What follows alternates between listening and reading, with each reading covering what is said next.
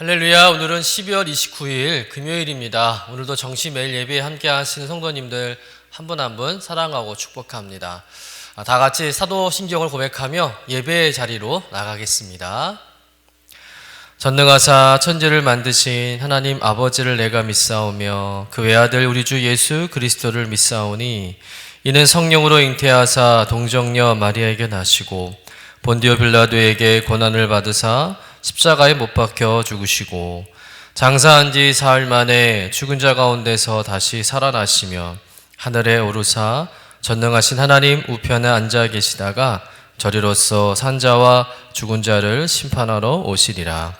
성령을 믿사오며 거룩한 공예와 성도가 서로 교통하는 곳과 죄를 사하여 주시는 곳과 몸에 다시 사는 곳과 영원히 사는 것을 믿사옵나이다. 아멘. 다 같이 찬송가 325장 예수가 함께 계시니 우리 함께 찬송하겠습니다.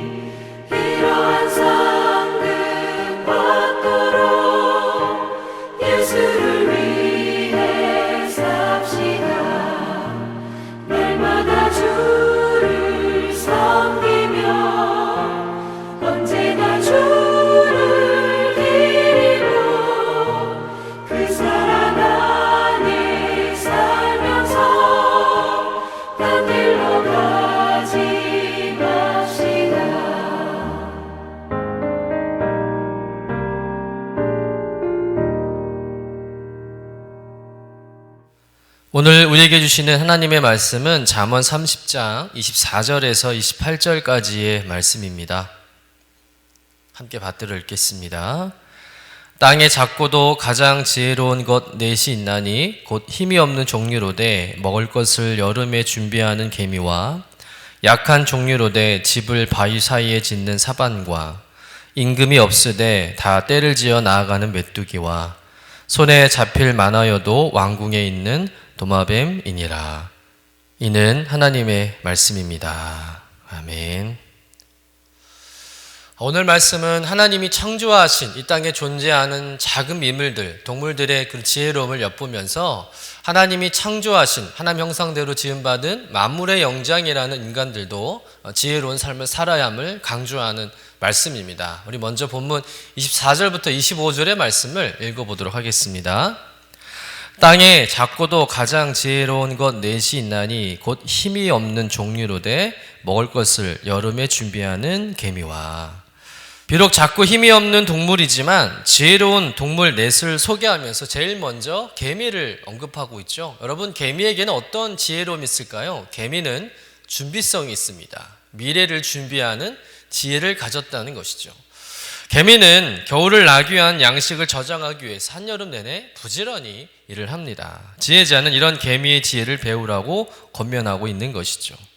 하나님께서는 개미처럼 먹이를 준비하는 자를 지혜롭다 여기십니다.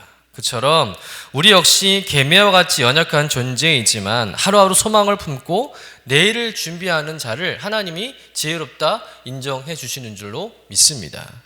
그럼 준비한다는 것은 믿음이 있다는 것이죠. 소망이 있다는 것입니다.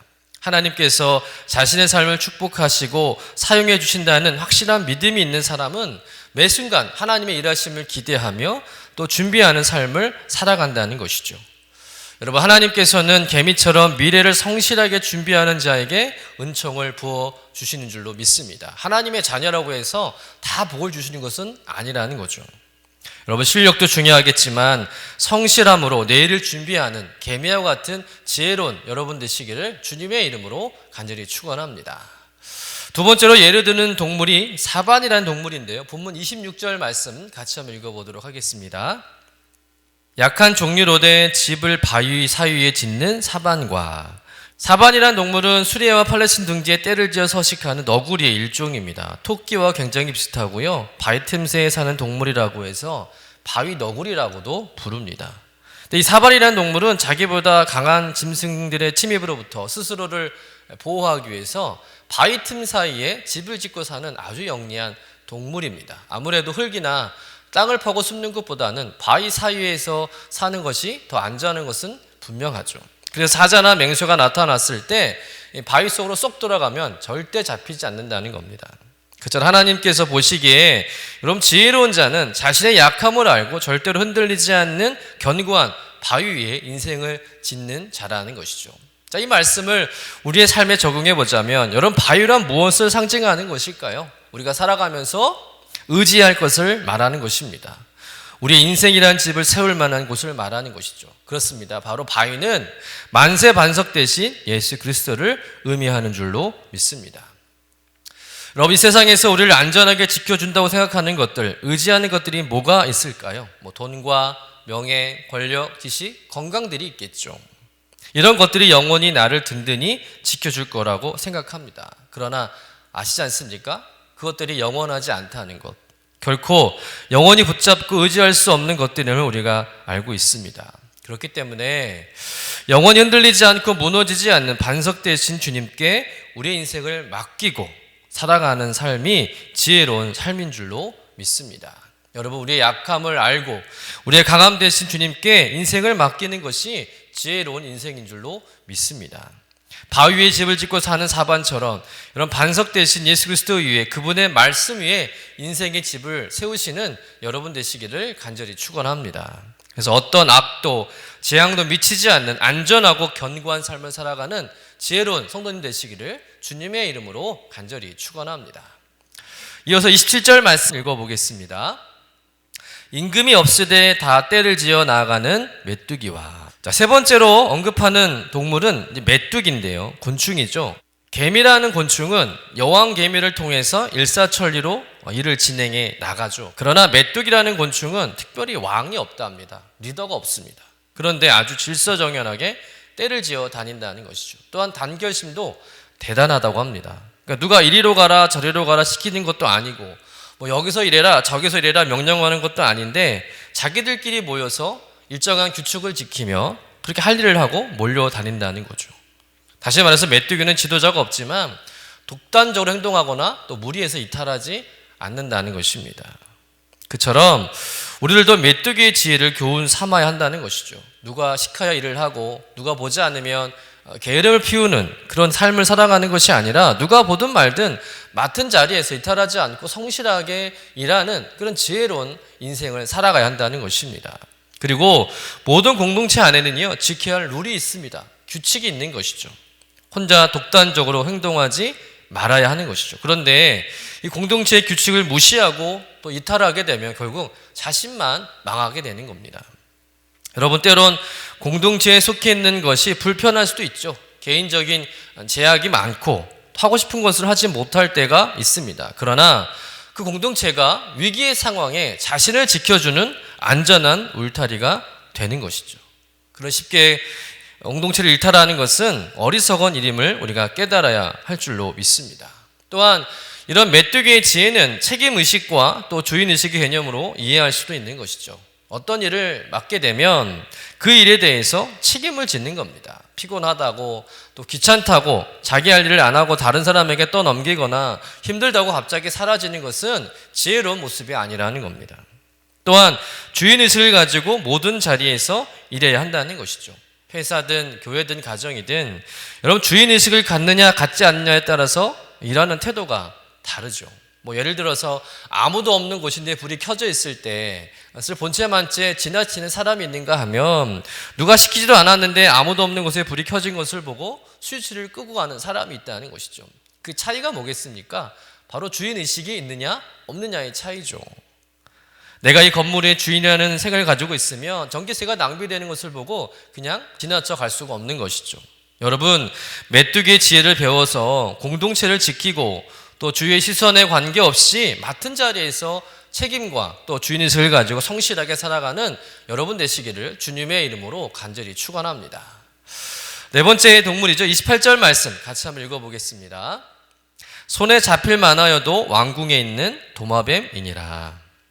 여러분은 도마뱀을 손으로 잡아본 적 있으십니까? 징그러워서 잡을 생각도 못 하시겠지만 도마뱀은 손으로 쉽게 잡을 수가 없습니다. 왜냐하면 도마뱀은 매우 빠르고 날쌔고 민첩하기 때문이죠. 하나님께서 원래부터 도마뱀을 그렇게 날쌔고 민첩하게 만드신 겁니다. 도마뱀은 비록 상대를 공격할 수 있는 강한 이빨이나 독은 없지만 하나님께 주신 그 창조의 본성과 특징을 잘 활용한다는 거예요. 그것이 지혜라는 것입니다. 마찬가지로 우리들에게 보면 하나님께서 창조하실 때부터 주신 하나님의 창조의 본성과 특징이 있어요. 다른 말로 말하면 달란트라고 할 수도 있고요, 재능이라고 할 수가 있습니다. 하나님 그것을 찾아서 개발하고 사용하는 자를 지혜로운 자라 말씀하신다는 거죠. 종종 나는 할 줄 아는 게 없다고, 잘할 수 있는 게 없다고 푸념할 때가 있어요. 그러나 절대 그렇지 않다는 겁니다. 하나님께서는 우리를 만드실 때 저마다 우리가 잘하는 한 가지 이상을 우리에게 주셨다는 거예요. 그러나 많은 사람들이 하나님께 주신 그 재능을 발견하지 못하고 사용하지 않아서 하나님 주신 그 재능을 많이 썩히고 있다는 것입니다. 그러면 하나님께 주신 그 재능을 발견하고 하나님 주신 그 재능을 잘 사용하려면 어떻게 해야 하겠는가? 어떤 일이든 적극적으로 도전하고 노력하는 용기가 필요하다는 겁니다. 소극적이고 부정적인 생각을 버리고 적극적으로 무엇이든 시도해야 한다는 거예요. 여러분, 아무것도 시도하지 않는 자에게는요, 기회조차 오지 않는 겁니다. 우리가 잘 아는 유명한 달란트 비유가 있지 않습니까? 그 비유에서 한 달란트 받은 종이 주인에게 무서운 책망을 받습니다. 왜 그토록 무서운 책망을 받았을까요? 여러분, 주인은 각각의 역량을 따라서 달란트를 주었는데 한 종에게는 한 달란트를 준 거예요. 그런데 이 종이 받은 그 달란트를 땅에 묻어두었다가 주인이 돌아왔을 때 그대로 그 달란트를 주게 됩니다. 어떻게 보면 1원도 손해보지 않았어요. 처음 받았을 때 돈 그대로 가져온 것입니다. 그러면 되려 칭찬을 받을 수도 있는 일이죠. 그런데 주인은 한 달란트 받은 종에게 있는 달란트를 빼앗아 10달란트 가진 자에게 주고는 내쫓아 버립니다. 왜 주인이 그토록 화가 났을까요? 바로 주인의 마음을 무시했기 때문입니다. 여러분, 주인은 한 달란트를 주면서 이 한 달란트를 가지고 뭐라도 할 것을 기대한 것이죠. 또 그만한 능력과 재능도 있을 거라 믿은 겁니다. 그래서 한 달란트를 맡긴 것인데, 여러분 한 달란트 하니까 두 달란트나 5달란트에 비해서 좀 적어서 얼마 되지 않은 것처럼 느껴지실 텐데, 사실 한 달란트를 요즘 돈으로 환산하면은요 6억의 가치가 됩니다. 이 한 달란트가 6천 데나리온인데요, 당시 1데나리온이 노동자의 하루 품삯이라고 하니 요즘 하루 품값을 10만 원이라고 쳐도 한 달란트를 계산하면 6억의 돈이 나오는 거예요. 절대 작은 돈이 아닙니다. 6억이라면 뭐라도 충분히 할 수 있는 큰 돈 아니겠습니까? 그런데 이 종이 아무것도 안 하고 처음 받은 그 6억을 그대로 갖고 있다가 가져온 거예요. 한 달란트 받은 종은 주인이 없는 시간 동안 아무 시도도 하지 않았던 것이죠. 노력도 하지 않은 것입니다. 주인은 나름 기대하고 믿고 준 건데, 한 달란트 받은 종은 그런 주인의 마음도 모르고 무시한 채 오히려 주인을 인색한 구도새로 생각한 것이죠. 그래서 주인이 화가 안 날 수가 없는 거예요. 만약에 한 달란트 받은 이 종이 6억을 가지고 사업을 시도했는데 실패했어요. 다 말아먹었습니다. 그렇다면 주인은 오히려 책망하지 않고요, 돈을 더 주면서 다시 해보라고 응원하고 격려해 주었을 것입니다.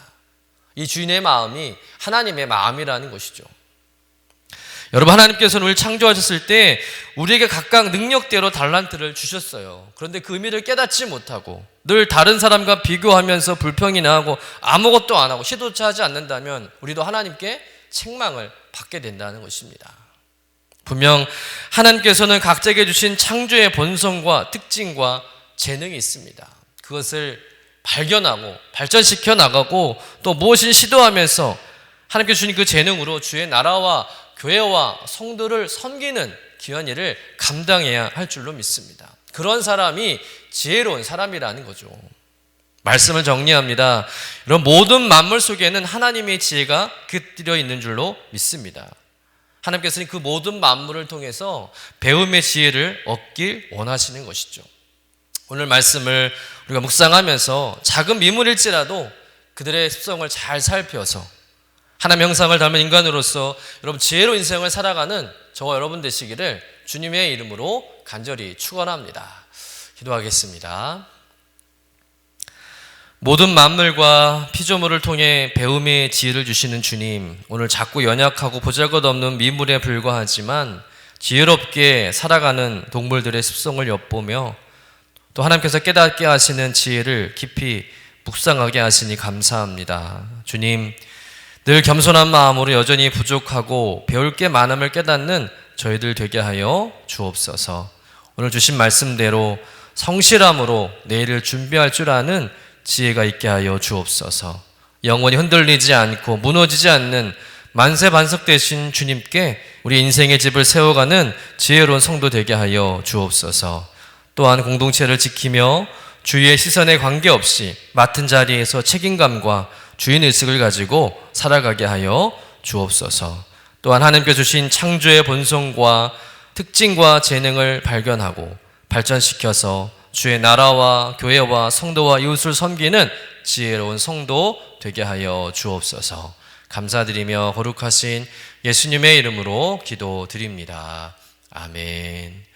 하늘에 계신 우리 아버지여, 이름이 거룩히 여김을 받으시오며 나라가 임하시오며 뜻이 하늘에서 이루어진 것 같이 땅에서도 이루어지이다.